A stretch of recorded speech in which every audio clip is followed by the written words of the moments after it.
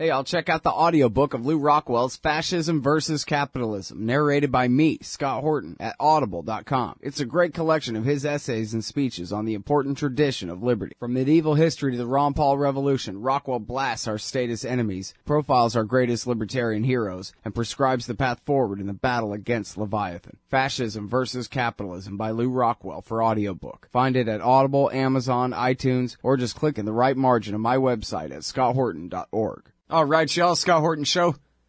I'm him. Check out the website, scotthorton.org. Sign up for the podcast feed there. And check out the archives. More than 4,000 interviews going back to 2003 for you there at scotthorton.org. Follow me on Twitter at Scott Horton Show.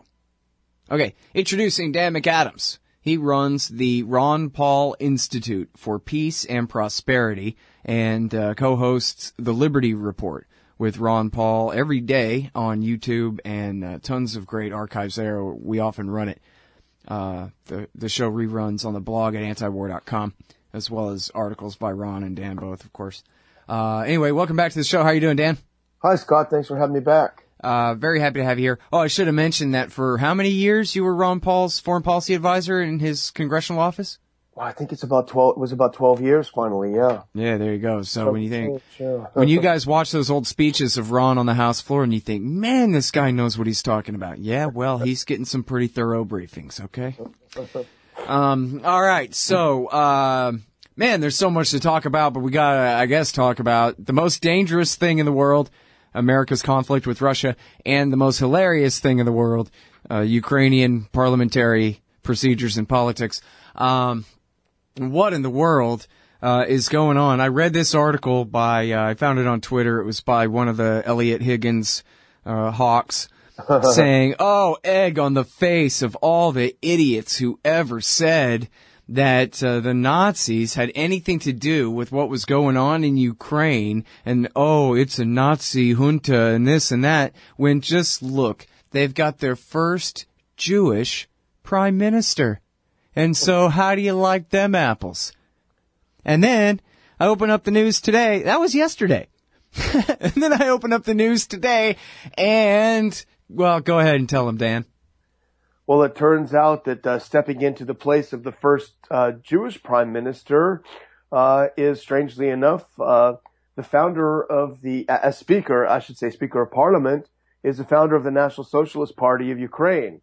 So you have the Prime Minister is a prominent Jewish Ukrainian, and the Speaker of the House is a Nazi. So talk about a grand coalition. Amazing.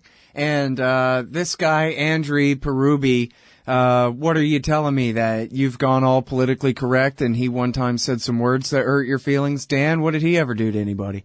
Well, I ran to my safe space when I heard his name, but no, I mean, he founded the party and he had a very prominent role in the uprising in the Maidan, and not only a prominent role as a political figure, but as a military and paramilitary figure. He was very much involved in inciting the violence that was critical in the overthrow. Remember, Scott, there were months of protests. As long as they were peaceful, nothing happened. It wasn't until that February when they really ratcheted up the violence that they were able to overthrow the government. So he played a pivotal role in that, and has been involved in some of these neo-Nazi paramilitary groups all along. And then they're the ones who waged the war against the so-called rebels in the East who refused to accept the new government. Certainly they were among the most effective fighters. You know, they used the Ukrainian army to a large degree, but they were by and large conscripts. And I think a lot of these guys, the first chance they could, they turned and ran. The last thing they wanted to do was go shoot fellow Ukrainians in the East. But these neo-Nazi militias, the Azov Brigade and all the other ones, they were among the most effective fighters, and they're still, I think, poised to ratchet it up as soon as necessary. Yeah. Well, I remember it being amazing not long ago that this guy was even in the parliament at all. And he was one of the guys who I think, say half a year ago or so, was threatening, I guess, Yatsenyuk and the president Poroshenko that, hey, listen, I overthrew the government last time. You think I can't do it again? because he, I guess, has this militia of, SA thugs that are still outside the state and at his beck and call, or at least he was bluffing so. Well, Scott, you're being a little unfair. I think these are just NGOs. Oh, okay. Very, very active NGOs with very colorful symbols. Very heavy on the graphic design and their symbolism. Yeah. They're humanitarian organizations. Hey, they're working for the Democrats, Dan. How can you complain? Yeah, exactly. But no, you're right. I overthrew him once. I can overthrow him again. Is really the standing threat. And we've seen that, more often than not, the Ukrainian parliament looks more like a WWE event than it does actually a place where there is some serious thinking going on. Although I have to confess, I do like seeing the fights break out, and I wish we had some in our Congress as well. I kind of got to go with you there, too, It would spice it up, and you could actually do pay-per-view, and we could maybe pay down some of the debt. Yeah, and then we could have like a real good score of the ratio of those who talk tough versus, and how tough they talk versus how tough they really are when it comes down to it, too. We'll get I want to see Lindsey Graham in a fight. Yes, exactly. Sorry, I didn't mean to take the words right out of your mouth there. That's what we were all thinking. Yeah, no, I think McCain would fight dirty, though. I can imagine him biting and all sorts of... Anyway, we're going too far on this fantasy. Yeah, far too far. All right, look, so let's talk about the Desert Ox, as Jeff Huber used to call him. Ray Odierno, the general in charge of the Iraq surge, which worked, by the way, because I heard that said lots of times. And he says, well... okay, never mind whether it works quite well enough, but what we need is another one of those. Dan, what do you say to that? Yeah, this is one of the most enduring myths about Iraq. And it's, I'm no defender of Obama, but it's one of the ways the neocons will attack him almost in a dialectical way. That, everything was fine until the feckless Obama pulled us out of Iraq. We were on the verge of victory, and he managed to snatch defeat from the jaws of victory. Of course, nobody talks about the fact that he really had his hands tied because the U.S. President Bush tried to negotiate a new status of forces agreement that would grant blanket immunity to the Americans over there, no matter what they did. And the Iraqi government, wisely enough, said, "No, you can't have that. We got to negotiate this," and they weren't able to. So that was only part of it. But come on, the surge and the awakening and all these things have entered into the national myth. When in fact all they were was a Band-Aid on an open wound created by shock and awe, a very temporary Band-Aid. Well, and then, as you say in here too, it was a matter of basically the Sunnis being kicked out of the capital city and that just finally being accomplished. Other than the very southwest of the city, it's virtually an entirely Shiite city now. Yeah, and paying them a lot of money to not attack us for a brief period of time, renting their compliance for a short period of time. That's no way to build a stable relationship. It's bound to go to hell. And this happened in the Balkans as well. You come in and you have people that had lived together and had traded with each other. They may not have loved each other despite the sectarian differences, but they were able to live together. And when you come in with the notion of reordering societies that are so infinitely complex, human interaction is so complex. When you come in and know nothing about a country and think that you'll reorder society, it shouldn't be a shock that these sorts of things happen, that you awaken these kinds of sectarian hatreds that people have been able to bury in the interest of commerce and getting along and just, getting through your life. Right, yeah. In fact, Dan Sanchez has a great article about that right now that we ran at antiwar.com and that you're running on your site at the Ron Paul Institute about the information problem here. And one of the things he cites is, it's a favorite of mine. There's a great little anecdote about this where Paul Bremer, who knew nothing about the Arab world whatsoever, turned to his aide, who was probably just the daughter of a Republican donor somewhere who also had no expertise whatsoever, and said, "So who is this Muqtada al-Sadr guy?" And she said, "Oh, yeah, no, he's just some minor cleric. Don't worry about it." Just some dude. And this is a guy who basically can just with sign language can compel hundreds of thousands of men to march whichever direction he wills, and that was a major force to be reckoned with throughout that entire occupation. And it just, what are they going to do? Look it up in the encyclopedia or something? So they just shrug and forget it and fail. Scott, I've not talked about this before, but you really reminded me. I went over to Switzerland, I think it was in 2005 or 6, as part of a group with the American Swiss Foundation. And basically they were, quote, young leaders. And believe it or not, I was young once. But one of the guys there that was participating in this conference was a kid of about maybe 23 or 24. And he was so wet behind the ears, Scott, you would not believe. This guy knew absolutely nothing about anything. He had been some volunteer in George W. Bush's campaign, low level, nobody, no foreign affairs experience. And he was over there with his chest out and so proud. He had some amazingly high level job in the Iraq reconstruction team. And the guy probably made this girl look like a genius. It was unbelievable how little this guy knew, yet how much power he had to remake Iraq. I mean, talk about a fiasco. Yeah, to unmake it anyway. Yeah, exactly. Well, and so now what's interesting about the Iraq War, in fact, though, is as we were discussing there about the sectarian cleansing and all that, is that this war was quite contrary to the interests of what the American empire was really seeking to do at the time, but it was, well, I think to a great degree, it was in the interests of the majority. So power there was already quite distorted with the 20% minority Sunni-led Ba'athist dictatorship pretty much lording it over the 60% Shiites and the other 20% Kurds. But then, so once the war was, more or less over, if the surge, quote, worked at all, it worked to help the Badr Brigade finish kicking all the Sunnis out of Shiistan and then basically cutting them loose and leaving them high and dry. Well, at the same time, as you were mentioning, the parliament told George Bush, take a hike. We don't really need your help anymore. Yeah. You helped us win the war. Now you can leave. You still lost it. You just won it for us. Bye. Yeah. And, which makes sense because they had neighbors that they've wanted to trade with in Iran. A lot of them were exiled in Iran, during Saddam's rule. So it shouldn't have been a surprise to anyone.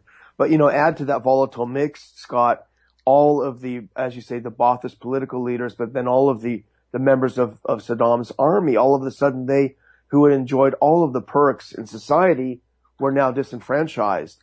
And we're supposed to be shocked that they went over and helped these young jihadists put together ISIS. It should be a no-brainer that they're not going to sit around in their retirement and grow tomatoes. Right.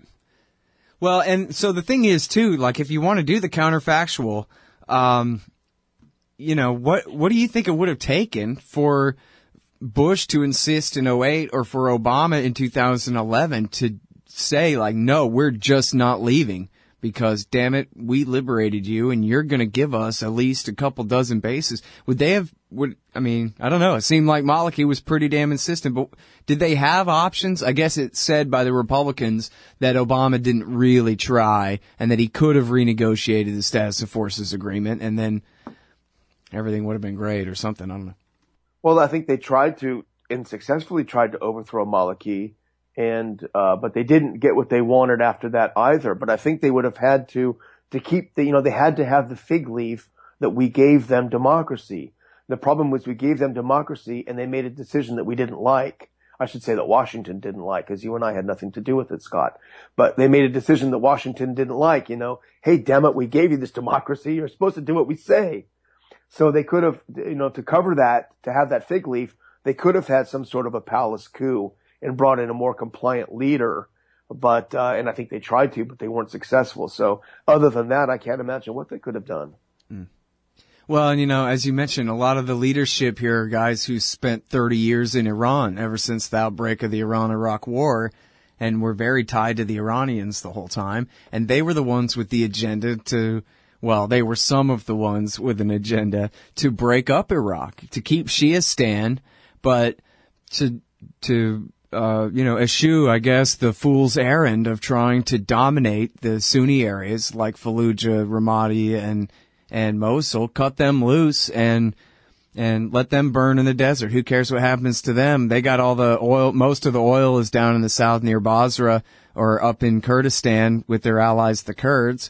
And America the whole time sided and picked these most Iranian-tied factions over people like Sadr, who wanted, a multi-sectarian nationalist Arab Iraqi state.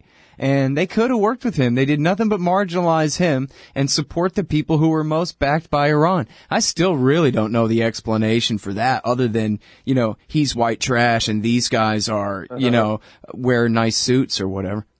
Yeah, I wonder if it didn't play into the plan, though, of the neocons and also the Netanyahuites if you back the Iranians there, that you're going to split the country up.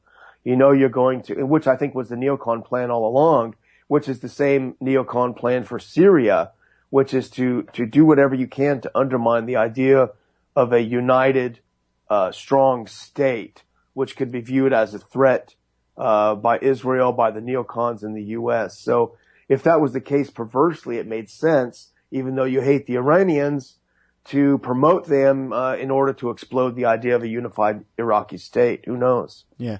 Well, and of course, they could still assume that, hey, we're still the one. Iran may be next door, but we're still the ones with all the troops here. And so at the end of the day, what we say is what's going to go. It just didn't turn out that way. Yeah, that's certainly a good case could be made for that. Yeah. And then, I was just talking with Patrick Coburn and joking about how the America right now is supporting the Badr Brigade in Iraq, but the Badr Brigade is fighting with Hezbollah and Syria and Russia against the CIA-backed jihadists in Syria, which is separate from the American and CIA-backed jihadists in Syria fighting against the Pentagon-backed Kurdish army that's fighting also against the Islamic State. What's amazing is how much information deficit there is for the American people. I mean, I wonder what percentage of the average American would understand what you just said, which is so fundamentally important. I wonder how many of them have ever even heard that said in their mainstream news media. Yeah, no, none. I mean, and that's a big thing of mine is that in Iraq War II, now they talk about it a little bit, but they don't really show you a map and try to really help you get your head around it. But in Iraq War II, they never admitted that this is a Sunni Shia thing and we picked the Shia side for better or worse and here's where the lines are and here's who the faction leaders are. Here's Hakim and here's Sadr. They never did that. And so it was always just America's on the side of the Iraqi people against the terrorists who would deny them their democracy, and this kind of elementary school level nonsense that made it so that Americans just basically never had any idea unless they were, determined to read everything that Bob Dreyfus wrote or whatever. They just weren't going to know who was who over there. Yeah, it was the white hats versus the black hats, absolutely. And the eyes glaze over if you try to go into more of it. Yeah, unfortunately. Well, I'm working on a book right now, and that's the goal is to try to get all of the most important points in there, but make it easy enough for people to understand it on the first try, and that's the task. And yeah, we can't wait to see it. It's going to be a big one. Well, believe me, you're going to get a review copy before everybody else, Dan. So. That's great. You'll have to come on the show as well. It'll be fun. I should really shut my mouth about it because all I've done is written a very rough draft of the introduction in Chapter 1 so far. So I'm way too far ahead of myself and even talking about it. But. Yeah, but that's the hard part. You just fill in the blank, have a couple cups of coffee, and you're done. Yeah, well, I'm going to go brew a pot right now. Oh, yeah, and one more thing I wanted to ask you about, Dan, real quick here, was about the 28 pages, which are getting a lot of coverage now, about Prince Bandar and other forces inside the Saudi government and their role in bankrolling and perhaps more in the September 11th attack.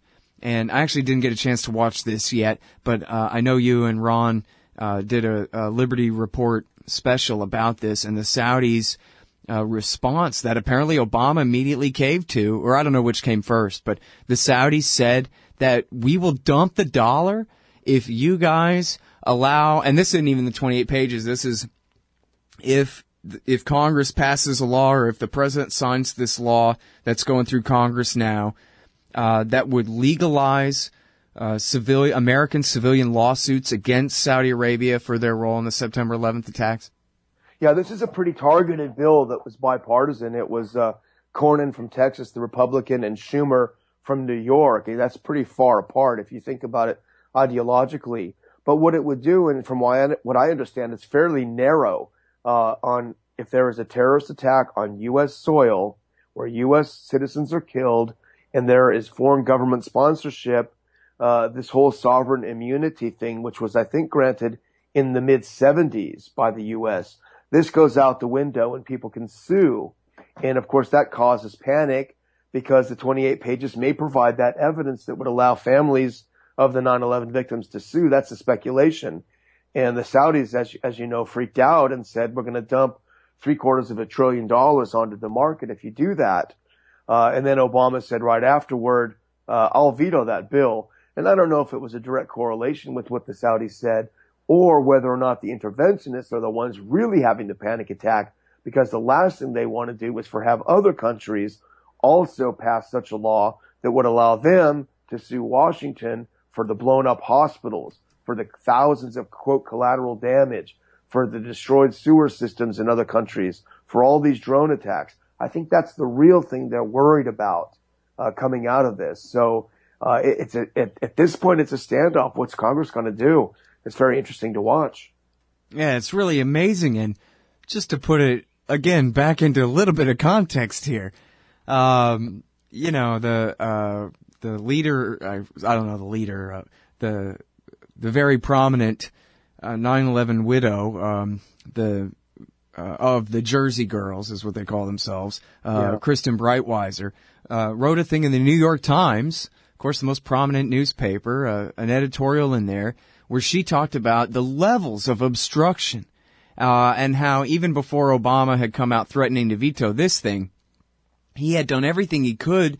When the case even went to the Supreme Court, the Obama government petitioned and argued in the Supreme Court to prevent 9/11 widows from pursuing civil lawsuits. And meanwhile, and I don't know who's really behind these other suits, Dan, you may know more about these than me, but meanwhile, the New York courts, at least the federal courts in New York, have allowed all these lawsuits against Iran, even for 9/11. For 9/11. Not just for Beirut, which they actually kind of were involved in back in 1983, but for 9/11, which they had absolutely nothing to do with whatsoever.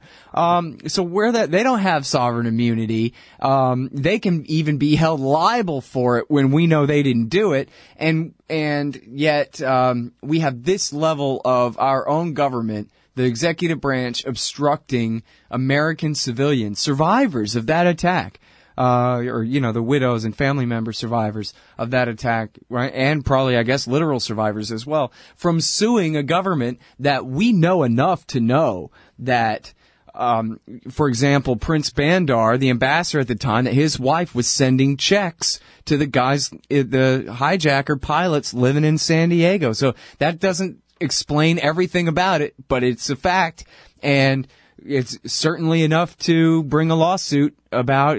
Would seem to provide standing to me and to any honest observer, right? And so, I don't know. To me, obviously, there's a lot to cover up here, and they don't want to damage relations with the Saudi government, and who knows, they don't want to start peeling whatever onions about who knew what when and start people blaming each other and what. But again, just on the face of it, like, forget all that other context.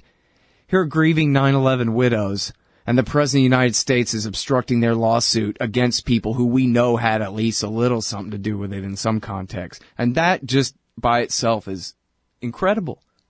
Imagine being the PR firm that's going to try to spin that into something positive. Yeah. I just don't.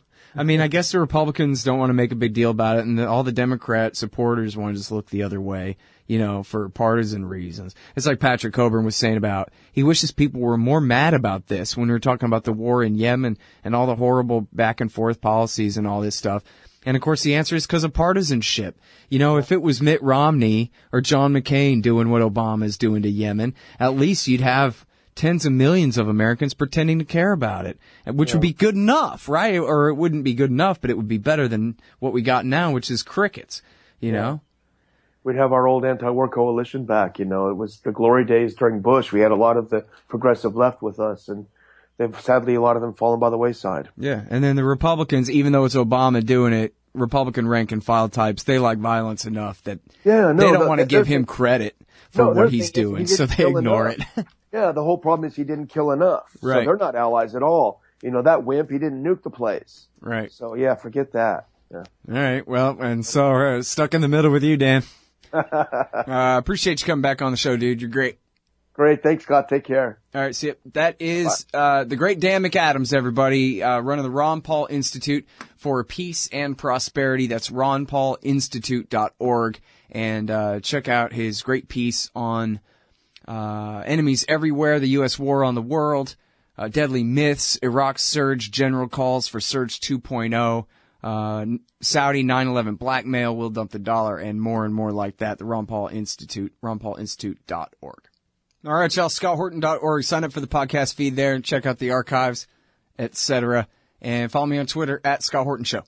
Hey, y'all, Scott Horton here. It's always safe to say that one should keep at least some of your savings in precious metals as a hedge against inflation.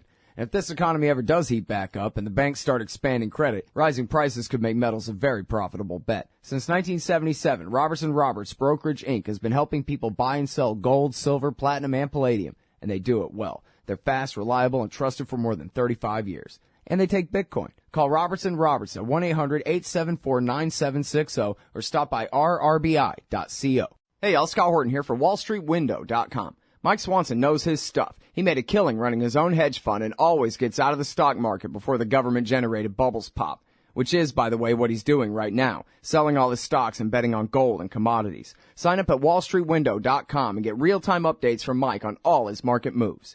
It's hard to know how to protect your savings and earn a good return in an economy like this. Mike Swanson can help. Follow along on paper and see for yourself. WallStreetWindow.com. Hey, you own a business? Maybe we should consider advertising on the show. See if we can make a little bit of money. My email address is scott@scotthorton.org.